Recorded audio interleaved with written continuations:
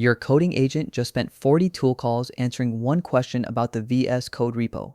One question, $1.41, and 17 files read before it even started thinking. Same question, same model, with a code graph in front of it. 2 calls, 36 cents. 3 open source tools sell you that trade. Graphify, GitNexus, CodeGraph. 200,000 GitHub stars between them, and most of it arrived this year. Star count is the worst possible way to choose one of them. You choose by answering 3 things: what gets indexed, what it costs, what it locks you into. One of these 3 bans commercial use in its license. 44,000 stars you can't ship at work. Another one's README describes a product its own package file says it doesn't ship. Start with what they share because it's more than you'd guess.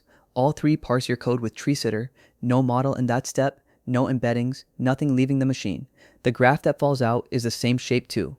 Functions, classes, and files as nodes, calls, imports, and inheritance as edges. Everything after that is where they disagree, and that's where you pick. CodeGraph first, because it's the only one of the 3 that publishes a benchmark you can rerun yourself. 62,000 stars, MIT licensed, 6 months old.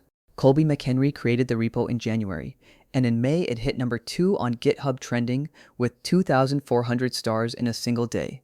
Open its GitHub page and the language badge says C. That is technically true and completely misleading. The repo holds 21 C files. 2 of them are generated tree sitter parser tables, Scala and Kotlin, and those 2 alone are 58 megabytes. The code a human wrote is 341 TypeScript files and 26 Rust files. Those Rust files are the whole story of version 1.5 shipped on the 21st of July. 20 of CodeGraph's 34 languages now parse in compiled Rust with 1 boundary crossing per file. The other 14 fall back to WebAssembly tree sitter, and the project's claim is that both paths produce byte-identical graphs. The output lands in one SQLite file, .codegraph/codegraph.db, with FTS5 full-text search on top, no vector store, no embedding model, no API key, and nothing leaves your machine. The whole index is a file you can delete when you get bored of it. Then it watches. FS events on macOS, eNotify on Linux, read directory changes W on Windows. Save a file, and the graph catches up in about 0.3 of a second on a 4,000 file project, 0.4 on the 27,000 file Swift compiler. It never rescans the tree, and when it hasn't caught up, it says so out loud. The tool response gets a warning at the top naming the stale file, telling the agent to read that one directly and trust the rest. A tool that admits when it's behind is rarer than it should be. There's also a command I did not expect to like this much. Pipe a git diff into CodeGraph affected and it hands back the test files your change can actually reach. 4 lines of shell and your test suite stops running everything on every commit. Here is the benchmark. 7 real repositories, 7 languages, 1 architecture question each, median of 4 runs, revalidated on the 21st of July against Claude Opus 4.8. VS Code, 2 tool calls instead of 40. Django, 2 instead of 29. Tokyo, 3 instead of 57. File reads, 0 on all 7. In money, Tokyo dropped from $3.04 to 44 cents. Xcali dropped from $1.81 to 40. Averaged over the 7 repos, 89% fewer tool calls, 69% fewer tokens, 60% cheaper. But read the footnotes because they left the losses in. On Xcala draw the graph run took 36 seconds and plain grep took 23. On OKHTP it cost 3 cents more.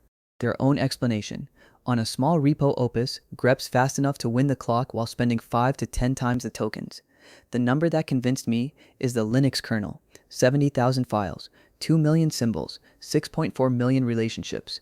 Indexed to completion in under 12 minutes on a 2-core machine with 6 gigabytes of memory, where a memory-first design runs out before it reaches 1%.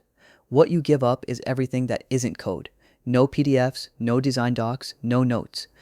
And its own instructions warn that if your agent hands exploration to a sub-agent, that sub-agent reads files anyway and CodeGraph becomes pure overhead. It only helps when it is asked directly. Graphify is the one you have already seen on your timeline, 95,600 stars. The repository was created on the 3rd of April this year. That is 113 days to 95,000 stars, a rate almost nothing sustains. It is a Y Combinator company, summer 26 batch, with a README translated into 35 languages and an enterprise waitlist behind it. A funded product with an open source front door, which is worth knowing before you build on it. The pitch is a different shape from CodeGraph's. You type /Graphify in your assistant and it maps the project, and not only the code. Markdown, PDFs, spreadsheets, screenshots, and video all land in the same graph as your functions. That splits the tool in half. Code goes through tree sitter locally. Deterministic, 0 tokens, nothing leaving your machine, and a code-only repo needs no API key at all. Everything else goes to a model. Video and audio get transcribed locally with faster whisper first. 36 tree sitter grammars, 79 file extensions, and then a long tail nobody else bothers with. Salesforce Apex, Terraform, package manifests, MCP config files. Hand it a connection string and it will read a live Postgres schema straight into the graph. Every edge carries a tag. Extracted means it is written in the source. Inferred means Graphify resolved it. Ambiguous means it is not sure. You can point at any connection and know whether it was read or guessed, which is the thing I want most from a tool like this. 3 files come out. An interactive HTML graph. A JSON graph you can query weeks later without rereading anything. And a markdown report listing what it calls God nodes, the highest degree concepts that everything in the project routes through. Now the part that does not come up. The old README's headline number was 71.5 times fewer tokens per query measured on a 52 file corpus. Search the current README for that number. It is not there. Not revised down. Removed. What replaced it is a real benchmark table. LOCOMO, 300 questions. Recall at 10 of 0.497 against mem0 at 0.048 and supermemory at 0.149. A tenfold gap on retrieval scored by a judge with 90.6% agreement against a second judge. And then the row most companies would have deleted. On question answering accuracy, Graphify scores 45.3% and supermemory scores 49.7%. It loses that one. On long memeval, it ties with plain dense retrieval. Publishing your own losing row buys a lot of trust from me, which tells you what Graphify really is. A memory layer that happens to be very good at code, benchmarked against memory systems instead of code indexers. If your answer lives half in the repo and half in a folder of PDFs, this is the only one of the 3 that even tries. GitNexus is the oldest of the 3, created in August 2025, 5 months before CodeGraph and 8 before Graphify. 44,600 stars, and by a wide margin the largest tool surface here. 17 MCP tools, where CodeGraph deliberately ships 1. Impact for blast radius, trace for the shortest path between 2 symbols. Detect changes, which maps a Git diff onto the execution flows it touches. Rename, which coordinates edits across every file that references a symbol. Underneath, 15 pipeline phases, 44 node types, 21 relationship types. It runs Leiden clustering to find communities in your code, then traces execution flows from entry points through the call chain, and stores those as process nodes you can query by name. And it is the only one of the 3 you query in Cypher. Match a community labeled authentication, match everything calling into it, filter to edges above 0.8 confidence. If you have written a Neo4j query, you already know how to drive this. Now the claim on the tin. The README says the web interface runs entirely in WebAssembly, tree sitter WAS, database WAS, in-browser embeddings, and that no code is uploaded to any server. So open the web apps package file. No web tree sitter, no WAS database, no transformers.js. The only file in its services directory is an HTTP client. Scan all 6,500 files in the repository and every WASM reference sits inside the node command line tool. The live site agrees with the code rather than the README. Load the GitNexus page today and it is a 3-step wizard telling you to run npx gitnexus serve and wait on port 4747. It is a WebGL frontend for a local node server. That is drift, not deception. The architecture moved and the documentation did not follow. But if you picked this tool because it ran in a browser tab with nothing installed, you picked it for something that is not shipping anymore. Then there is the license. GitHub's detector prints no assertion, so almost nobody opens the file. Open it, Polyform Non-Commercial 1.0. Any non-commercial purpose is permitted. Commercial use is not one of them.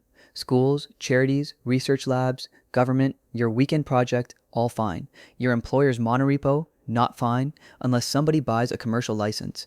Put that next to CodeGraph's MIT and Graphify's Apache 2.0, and it is the single biggest difference on this list. One more thing.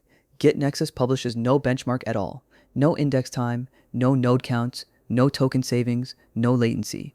It ships a SWE bench harness with 3 modes and 8 models wired up, and 0 results. The harness states a hypothesis. The repository never answers it. Head to head then. What gets indexed? CodeGraph, 34 languages, code only, plus route extraction for 17 web frameworks.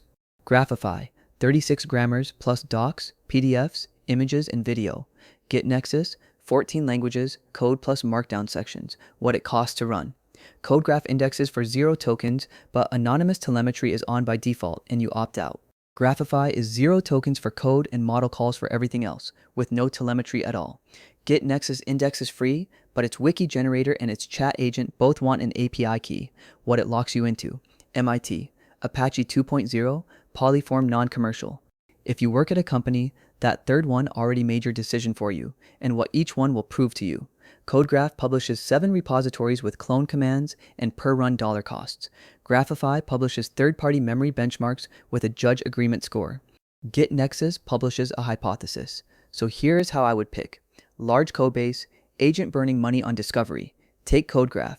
It is the only one that shows you receipts, it is MIT, and the Linux kernel result means it will not fall over on your monorepo. Context that is not only code, where the answer lives half in the repo and half in a folder of PDFs and screenshots. Take Graphify. Nothing else here attempts that, and the code path still runs local and free. Deepest query surface, and you are not shipping commercially. Take GitNexus. 17 tools, Cypher, taint analysis, execution flows. It is the researcher's tool of the 3, and the license says the same thing. One thing worth saying out loud. These 3 are not really fighting over one slot. One indexes code fast, one indexes everything, one queries deepest. Running 2 of them at once is a perfectly sane answer.